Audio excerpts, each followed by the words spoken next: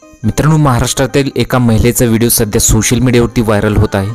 ना कुठली शिकवण ना कुठला अभ्यास, तरी एवढं या महिलेत टॅलेंट आहे जे बघून तुम्ही थक्क व्हाल। तर व्हिडिओ नक्की काय तो पुढे बघा आणि त्या अगोदर तुम्ही चॅनलवरती नवीन असाल तर जरूर सबस्क्राइब करा। सोशल मीडियावरती हा व्हिडिओ व्हायरल खूप होत आहे आणि महाराष्ट्रातील नक्की हा व्हिडिओ कुठला आहे त्या अगोदर या महिलेचा तुम्ही एकदा आवाज ऐकायलाच पाहिजे।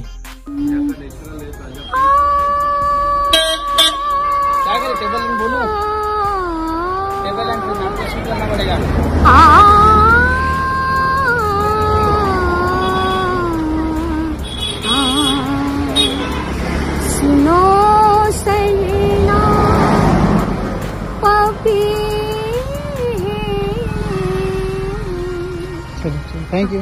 हा व्हिडिओ महाराष्ट्रातील महाबळेश्वर पाचगणी मधला व्हिडिओ आहे।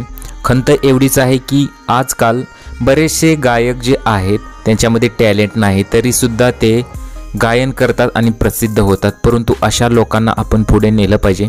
सध्या हा सोशल मीडियावरती व्हिडिओ चांगलाच व्हायरल होत आहे।